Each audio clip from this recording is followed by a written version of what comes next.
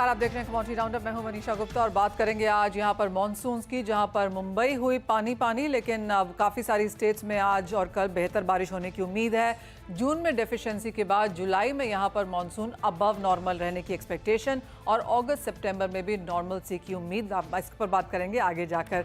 साथ ही बात करेंगे सोने और चांदी की, जहां पर अच्छी खासी तेजी के साथ कारोबार है। 6 हफ्ते के हाईज पर सोना तो 4 हफ्ते के हाईज पर चांदी बरकरार है। यहां से कैसे करें स्ट्रैटेजीज बताएंगे आपको। साथ ही बात करेंगे यहां पर हल्दी की, जहां पर मुनाफा वसूली देखने को मिली है। साथ ही साथ बात करेंगे यहां पर प्याज की भी, जहां पर काफी हद तक हमने भावों में लगातार बढ़त आते हुए देखी है। इन सब पर बात करने के लिए हमारे साथ हैं आईएमडी के सीनियर साइंटिस्ट के एस हसालेकर, एपीएमसी सब्जी मंडी मार्केट वाशी के ट्रेडर रामदास पवाले, निर्मल बैंक सिक्योरिटीज के वीपी कुणाल शाह और बैंस होल्डिंग के सीईओ चिंतन मेहता। आप सभी का कार्यक्रम में स्वागत है। शुरुआत यहां पर सोने चांदी के साथ कर लेते हैं, क्योंकि तेजी यहां पर अच्छी खासी पिछले हफ्ते में देखने को मिली है। फ्राइडे को गेन्स और भी बेहतर होते हुए नजर आए। कुणाल, कैसे देखते हैं आप गोल्ड एंड सिल्वर के प्राइसेस एज ऑफ नाउ? जिस तरह के फंडामेंटल्स हैं, टेक्निकल स्ट्रॉन्ग नजर आते हैं, यहां से क्या और भी तेजी की उम्मीद है? जी, थोड़ा बहुत प्रॉफिट टेकिंग आ सकता है after almost we see in rally of $50। और सिल्वर की बात करेंगे तो तकरीबन नीचे से हमने $1.5 से $2 का इजाफा आते हुए देखा है। सो थोड़ा बहुत प्रॉफिट टेकिंग, जो भी आप टेक्निकल वर्ड यूज़ करो, ये अभी इनिशियली 1 और 2 डेज में आ सकता है, बट ट्रेंड तेजी का ही रहेगा। सो यहाँ से गोल्ड अगर 300-400 रुपये नीचे आता है तो बाइंग पोजीशन इनिशिएट करनी चाहिए। सिल्वर 700-800 रुपये नीचे आता है तो बाइंग पोजीशन इनिशिएट करनी चाहिए। मुझे लग रहा है कि जुलाई नहीं तो अगस्त महीने में बड़ी रैली आने की चांसेस है। So bullish on gold and silver both. Alright, तेजी यहाँ पर सोने चांदी दोनों में बेहतरीन है। आज चिंतन, आप कैसे देखते हैं? और गोल्ड एंड सिल्वर के बीच में एक तो आप क्या चूज करेंगे, और आपकी क्या सेंस है अब इस साल के खत्म होते होते तक किस तरह के गेन्स या किस तरह के लेवल्स यहाँ पर बनते हुए नजर आएंगे? इकोनॉमिक फैक्टर्स अगर आप देखो तो जो डेटा आ रहा है यूएस से, जीडीपी भी उनका कंट्रोल में आ गया है, जो वहां पे ग्रो नहीं हो रहा है। जॉब डेटा भी काफी माइल्ड आया है, तो प्रोबेबिलिटी फेडोमीटर के हिसाब से भी 70% हो गई है एक रेट कट की। मुझे लगता है एक रेट कट ही आ सकता है इन करंट कैलेंडर ईयर। तो बाय ऑन डिप्स की सलाह रहेगी, बट अगर आप इंडिया का बाजार देखो तो एक बार के लिए रेंज में फंस जाएगा। 23 तारीख को बजट आने वाला है और ड्यूटी कट की रूमर्स आती है, जिससे गोल्ड के प्राइस पे, एमसीएक्स पे बहुत फर्क पड़ता है।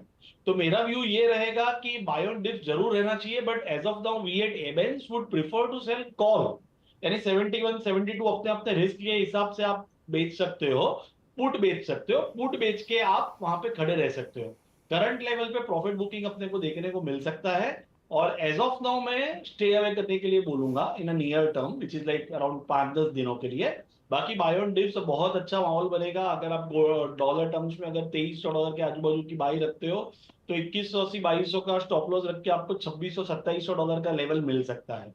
चांदी में बहुत तेज हो सकती है, उसमें इंडस्ट्रियल डिमांड वगैरह और फंडामेंटल बहुत ही उनके साथ है। बट समाओ जब आप बड़ा पोजीशन लेना चाहते हो या आप एक साइजेबल पोजीशन से ट्रेड करना चाहते हो, तो आई वुड अवॉइड सिल्वर। मुझे हमेशा गोल्ड पे ज्यादा भरोसा आता है, क्योंकि वो ज्यादा मार्केट फोर्सेस को प्राइसिंग करता है। तो मेरा पिक हमेशा गोल्ड रहेगा, और मुझे लगता है buy on dips is the right idea. In near term आप पुट बेच के काम करो, 72,000 से लेके 71,000 as per your risk capital. Alright, तो खरीदारी में यहाँ पर बने रहना है। जो करेक्शन थी वो शायद हम यहाँ पर बाजार में बनता हुआ देख चुके हैं। बाइंग ऑन डिप्स की स्ट्रैटेजी सोने चांदी में हमारे दोनों ही एक्सपर्ट्स आपको बताते हुए, लेकिन क्योंकि आप हमारे साथ हैं और काफ़ी सारी रिपोर्ट्स ऐसी भी हैं कि लोग सोने चांदी में इसलिए भी स्लो खरीदारी कर रहे हैं क्योंकि एक्सपेक्टेशन है कि बजट में हम शायद एक रेट कटौती आता हुआ देख सकें। कुणाल, क्या एक्सपेक्टेशन है और कितनी पॉसिबिलिटी है उसकी? Well, very difficult to comment on such questions क्योंकि I don't know what the policy makers are thinking. But फिर से जो बातें चलने लगी है इंडिया में, जो हिसाब से इलेजिटिमेट वे में गोल्ड आ रहा है, तो उसके ऊपर रोक लगाने के लिए धीरे धीरे ड्यूटी कट करना it's need for an hour. So I think government can possibly cut the duty, looking at the way the gold in illegitimate way जो मार्केट में आ रहा है उसको देखते हुए. So very difficult to say with confidence that आएगा ही, but there is a chance, there is a 60-70% chance that duty cut can take place. Alright Chintan, आपको कितना चांस लगता है? कुणाल कह रहे हैं 60-70% चांस है, यानी ऑन द हायर साइड है, 100% श्योरिटी ऑफ कोर्स नहीं है.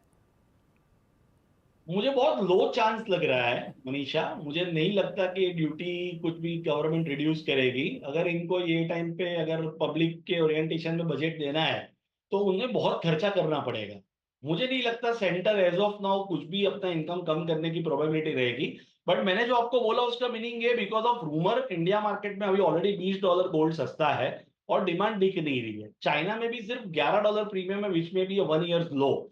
तो ऐसा हो रहा है कि 2 महीने से चाइना गोल्ड बाय नहीं कर रहा है, इंडिया गोल्ड बाय नहीं कर रहा है या कम बाय कर रहा है अपना इस प्राइस के ऊपर। तो यहां से करेक्शन आ सकता है। That is what I meant to say. Rumour की वजह से गोल्ड डिस्काउंट में आ जाता है, जो अभी आप देख सकते हो कि $20 डिस्काउंट में गोल्ड इंडिया के अंदर। और ये आपको 23 जुलाई तक ऐसा ही देखने को मिलता रहेगा, क्योंकि जो एक डर रहता है, डर की वजह से वो हमेशा डिस्काउंट में रहता है। तो मुझे ऐसा लगता है, मैंने वही आपको सजेस्ट किया, मुझे लगता नहीं है ड्यूटी आए, बट बाय ऑन डिप्स ही रहना चाहिए क्योंकि और प्रेशर आ सकता है।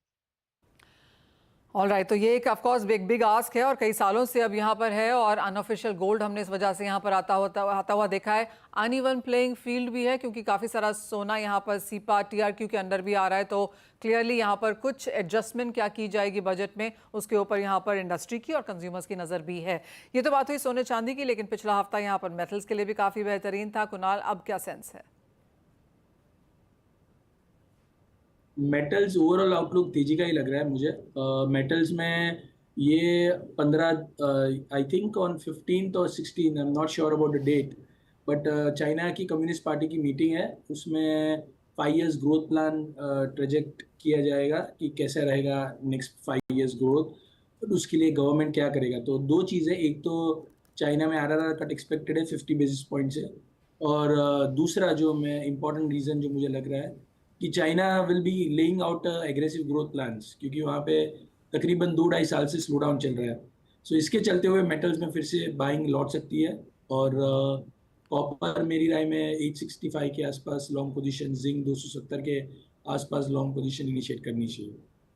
ओके, तो ये बात हुई मेटल्स की यहाँ पर, लेकिन एनर्जी जब देखते हैं चिंतन, तो आपका क्रूड ऑयल को लेके अब क्या सेंस है? बिकॉज पिछले हफ्ते तेजी थी, 4 हफ्तों से लगातार तेजी है।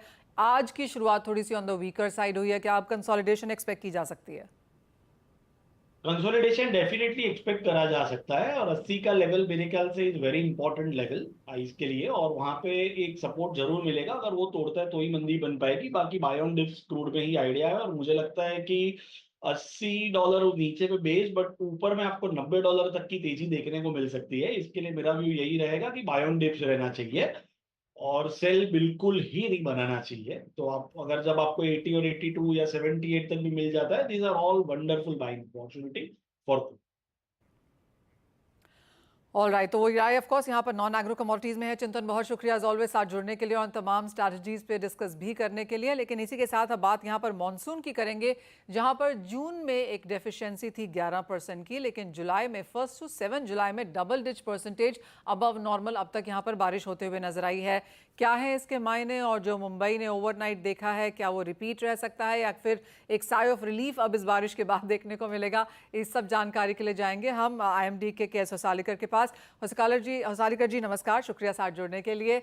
सबसे पहले मुंबई पर ही, क्योंकि सभी की नज़रें यहाँ पर हैं, क्योंकि स्कूल्स बंद हैं, ट्रेन्स डीलेड हैं, फ्लाइट्स डीलेड हैं। बॉम्बे से आने जाने वाले लोग थोड़ा सा यहाँ पर मॉनसून और वेदर वॉच कर रहे हैं, आप उन्हें क्या कहेंगे? आज जो बरसात हुई है वो जो 268 मिलीमीटर बरसात हुई, और ये सिर्फ सांता क्रूज में नहीं, कई जगह पर इस तरह के आंकड़े सामने आ रहे, खास करके सबर्बन के इलाकों में। और ये जो बरसात हुई है, इसमें का ऑलमोस्ट मोर देन 80% बरसात जो है वो रात को होने के कारण जो है, थोड़े समय में होने के कारण मुंबई की जो कुल परिस्थिति है, जैसे रास्ते है, ट्रेन से, ये सब जो है बाधित है। और अब जो है पिछले 3-4 घंटे से अगर आप देखेंगे कि मुंबई में बरसात थोड़ी सी थम गई है, लेकिन वेदर क्लाउडी है और येलो अलर्ट मुंबई के ऊपर अभी भी जारी है, ये जानकारी है। जी मिस्टर होसालीकर, अगर हम जून देखें तो मुंबई 35% डेफिशिएंट था। अब इस बारिश के बाद अब तक क्या स्थिति है? बाकी के जून, अब बाकी के जुलाई के लिए रादर अब क्या एक्सपेक्टेशन है? जो बरसात हुई है मुंबई में, अगर आप इसके आंकड़े देखेंगे जुलाई में किस तरह से बरसात हुई, तो पिछले साल भी अगर आप देखें कि जुलाई के 22 तारीख के आसपास 200 मिलीमीटर से ज्यादा बरसात हुई थी। और देर आर ओकेजन्स कि इस तरह की बरसात जो है सवेरे रात को 3-4 बजे से लेकर 6 बजे तक के आसपास गिरती है। टिपिकल मानसून रेनफॉल है मुंबई की। जुलाई के जो आंकड़े हैं जो सामने हमने बताए हैं उसमें हमने ये कहा कि पूरे देश में जो है मानसून जो है वो औसत से एवरेज के ऊपर अबव नॉर्मल रहने की संभावना बहुत ज्यादा है। और उसी तरह से अगर हम देखेंगे तो पूरे देश में जो है सिर्फ मुंबई या महाराष्ट्र में नहीं पूरे देश में अगर आप देखोगे तो बरसात अच्छी हो रही है। और जो आज के आंकड़े पूरे देश के लिए अगर आप देखेंगे कि +2% rainfall of the whole country आज की तारीख में ये आंकड़ा हमारे सामने आ रहा है। मिस्टर सालिकर, ओवरऑल जुलाई जैसे आपने कहा सिर्फ मुंबई महाराष्ट्र नहीं अक्रॉस इंडिया यहाँ पर अब बेहतर बारिश होते हुए नजर आ रही है। जुलाई का महीना यहाँ पर काफ़ी इंपॉर्टेंट भी रहता है। अबव नॉर्मल की फोरकास्ट आईएमडी की तरफ से है ही, क्या हम वो पैन इंडिया डिस्ट्रीब्यूशन के तौर पर होता हुआ देखेंगे? जो डिस्ट्रीब्यूशन हुआ है बताया गया है उसमें अगर आपको याद होगा तो ये पूरे नीले और डार्क नीले रंग में हमने बताया, मतलब अबव नॉर्मल रेनफॉल डिस्ट्रीब्यूशन जो है उसकी प्रोबेबिलिटी जो है वो बहुत ज्यादा है। 60 to 70% प्रोबेबिलिटी ज्यादा है कि पूरे देश में मानसून जो है वो अबव नॉर्मल होने के डिस्ट्रीब्यूशन के तरीके में बहुत ज्यादा है।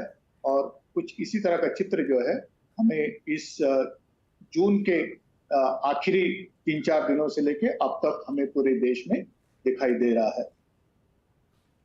मिस्टर सालिकर, अगस्त सितंबर में माना यह भी जा रहा है कि ला नीना यहाँ पर एंटर कर जाएगा। क्या उसका इम्पैक्ट हम यहाँ पर आता हुआ देखेंगे या फिर लास्ट ईयर के जैसे अगस्त सितंबर थोड़ा सा वीक रह सकते हैं? ला नीना जो है ये बहुत बड़ी सिस्टम है जिसको हम ग्लोबल सिस्टम कहते हैं, जिसका क्लाइमेट फोरकास्ट जो है अल नीनो और ला नीना का जो फोरकास्ट है उसकी एक्यूरेसी काफी बढ़ गई है।